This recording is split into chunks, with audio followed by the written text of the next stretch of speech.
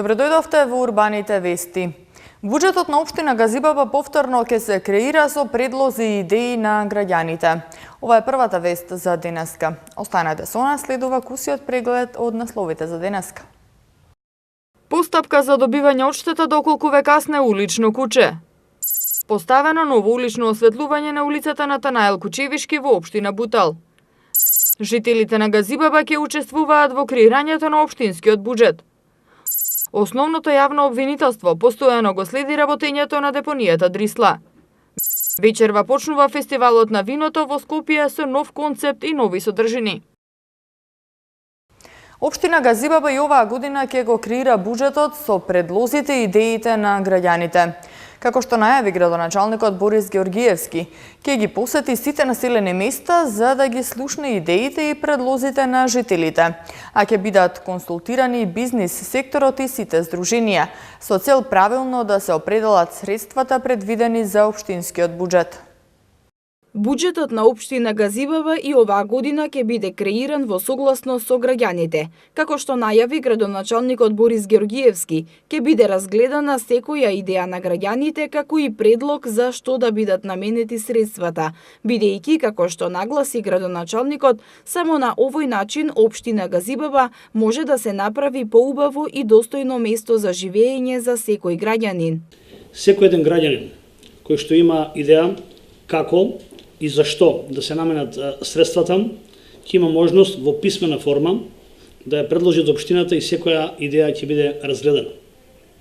Граѓаните ќе можат во писмена форма со пополнување на посебен формулар да ја предложи својата идеја, дали директно во општината на едношалтерскиот систем или во електронска форма на мејлот gradonačelnik@gazibaba.gov.mk. Јас ќе ги изслушам сите предлози кои ќе ми помогнат да бидам подобар градоначалник, за заеднички со граѓаните да ја развиваме општината во секој нејзин дел.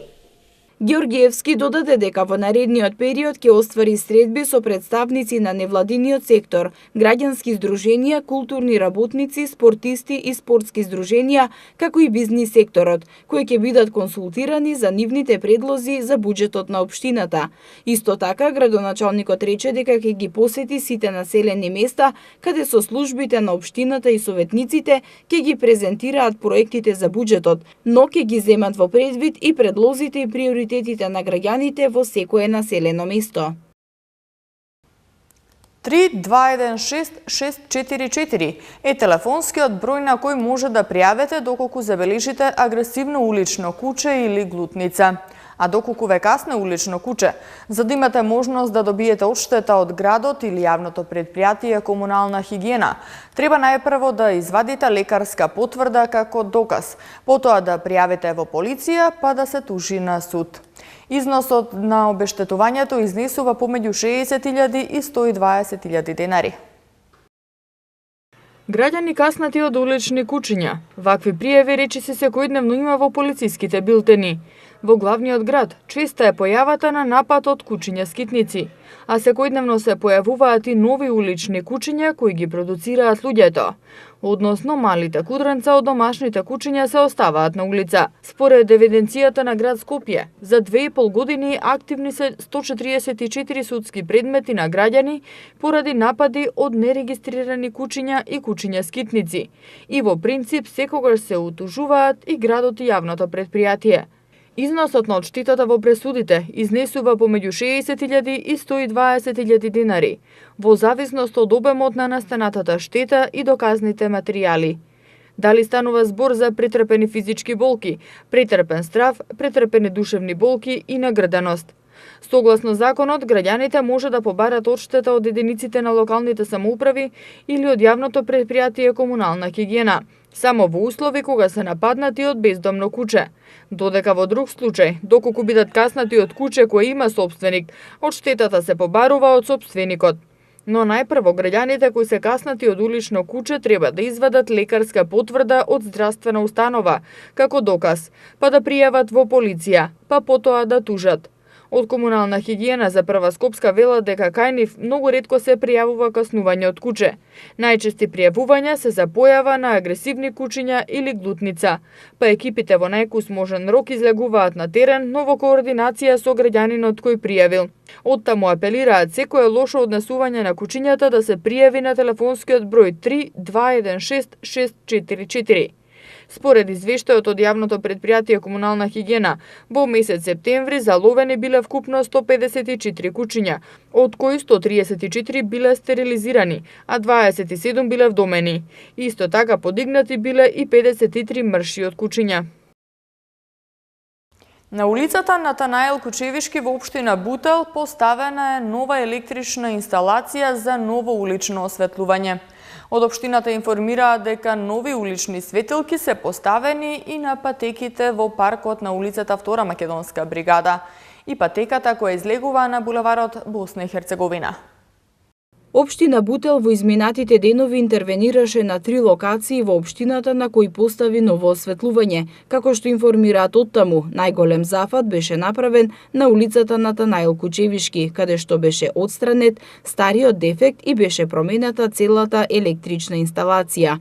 На оваа улица поставени се и 34 нови штедливи натриумови светилки од 70 вати.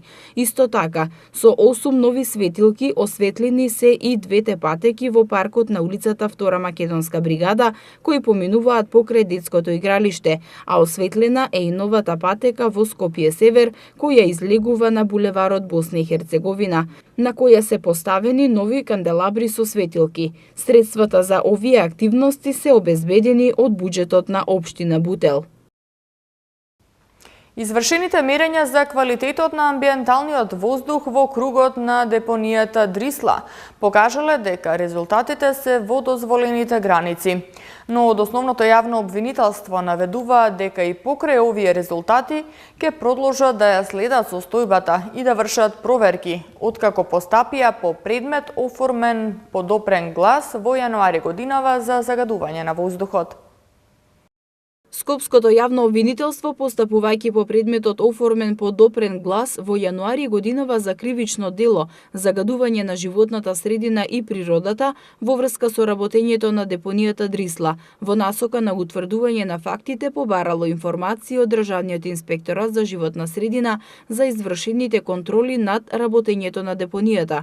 Како што е наведено во денешното соопштение од јавното обвинителство, Државниот инспекторат за животна средина во одговор до надлежниот јавен обвинител навел дека депонијата Дрисла постапува согласно спогодбата постигната во Министерството за животна средина и просторно планирање, а извршените мерења во кругот на депонијата за квалитетот на амбиенталниот воздух покажале дека резултатите од мерењето се во дозволените граници, според европското и националното законодавство.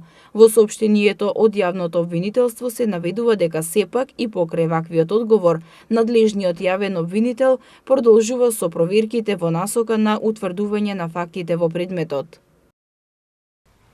По средбата на градоначалникот на општина Газибаба Борис Георгиевски со високи представници од кинески универзитети и образовни институции. Од општината истакнуваат дека општината во идниот период ќе помогне во збратимување на училиште од оваа општина со училиште од Кина, како и за размена на најдобрите ученици од Газибаба и од Кина. Висока делегација на кинески универзитети и други образовни институции од градот Пекинг, односно представници на 13 државни институции со интернационален карактер, беа во посета на општина Газибаба, каде остварија средба со градоначалникот на општината Борис Георгиевски. Од општината информира дека се разменети искуства помеѓу нивните и нашите образовни институции, а воедно договорено и подпишување меморандум за соработка. Општина Газибаба ќе помогне во збратимувањето на едно основно училиште од Газибаба со училиште во Пекинг, како и соработка на Средното електротехничко училиште на град Скопје Михајло Пупин со сродно стручно училиште од Пекинг и размена на најдобрите ученици помеѓу збратимените училишта. Врвни, црвени, бели и розе вина, закуски и богата музичка програма ќе понуди годинашниот фестивал на виното Виноскоп, кој започнува вечерва и ќе трае до 27 октомври, а се одржува на плоштад Македонија. Годинава фестивалот е со нов концепт, ново интернационално име Скопје Wine Expo, како и нови содржини. На плоштадот Македонија во Скопје вечерва почнува Скопје Wine Expo, на кој посетителите ќе имаат можност да пробаат врвни црвени, бели и роза вина и да уживаат во богатата музичка програма што е подготви градот Скопје. Фестивалот на виното ќе трае до сабота, а како музички гости најавени се Кристина Арнудова, Игор Џамбазов, Дани Димитровска, Дуке Бојаджиев и групата Фрајле од Нови Сад. На годинашниот Скопје Wine Expo, љубителите на виното ќе имаат можност да се запознаат и да разговараат за се што ги интересира за виното со некои од најдобрите енолози од регионот, додека уживаат во најквалитетните вина и вкусните специјалитети како прилог со виното, велат од град Скопје. Градот Скопје заедно со Универзитетот Свети Кирил и Методи из Скопје, Архитектонскиот факултет и Центарот за иновации на град Скопје, Скопје Лаб, го организираат Скопје Рок Хакатон 2018, кој што ќе се одржува во период од 9 до 11 ноември во Скопје. Дводневен маратон за ко-креирање наменет за студенти, млади професионалци и предприемачи, со цел да се зајакне екопредприемништвото, одржливите бизнис иновации и мрежите за соработка, кои што представуваат клучни слоеви за ефективни и инклузивни решенија за главните предизвици со кои се соочува градот во однос на животната средина, вклучувајќи ги и климатските промени, ќе се одржи од 9 до 11 ноември во Скопје. Скопје Рок Хакатон е дел од проектот Рок кој вклучува зелени хакатони во многу градови ширум светот, кои што се одржуваат во текот на целата пролет и есен, а завршуваат со конференцијата за климатски промени на Обединетите нации 2018 во Полска во период од 3 до 14 декември. На овој Рок Хакатон може да учествуваат сите што сакаат да бидат вклучени во изнаоѓање решенија за општествените предизвици и предизвиците во однос на животната средина, климатските промени, пристапноста до културното наследство и урбаната отпорност со градење на одржливи и инклузивни деловни решенија. Хакатонот ќе трае 2,5 дена, структуриран од околу 4 работни сесии со меѓународни експерти.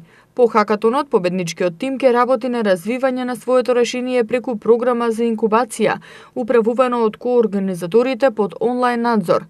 Дополнително, по инкубацијата, членовите на победничкиот тим ќе добијат можност да го представат своето решение на еден меѓународен настан во склоп на проектот РОК во 2019 година и на различни национални поврзани форуми. Сара Настеска од Охрид има потреба од неопходна трансплантација на коскена срж, за што се потребни 200.000 евра. Во помошта за Сара се приклучува и Македонскиот народен театар, со тоа што приходите од представата Силијан Штркот Шанца, која ќе се изведува на 31 октомври, ќе бидат уплатени на сметката за помош на семејството Настески од Охрид. Македонскиот народен театар се приклучува на хуманитарната акција за помош на 15-годишната Сара Настеска од Охрид, на која е неопходна трансплантација на коскена срж. МНТ одлучи приходот од влезниците за представата Силијан Штркот Шанца да го уплати на сметка за помош на семејството Настески од Охрид. Представата е по текст на Дејан Дуковски и режија на Срđan Јанакиевиќ, а на редовниот репертоар на МНТ е на 31 октомври во 20 часот. Апелот за помош во јавноста го испрати семејството Настески, а нивниот 13-годишен син Виктор е единствен сроден донатор на коскена срцевина за Сара. За да се изврши оперативниот зафат на трансплантација на коскената срж, потребни се над 200.000 евра, пари што родителите не можат сами да ги обезбедат. Сите граѓани на државата може да донираат на телефонските броеви 143 102 од T-Mobile и 143 480 од VIP. Во текот на утрешниот ден се уште ќе дува засилен северен ветер и ќе биде студено, но сончево.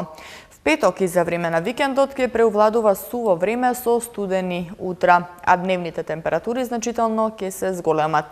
Во Скопје утре температурата ќе достигне 15 степени, в петок 20 степени и сабота и недела 23 степени. Ова е последната информација за денешното издание на Урбаните вести. Следете ни понатаму на нашата веб страна и на социјалните мрежи Facebook, Twitter и YouTube. Пријатно!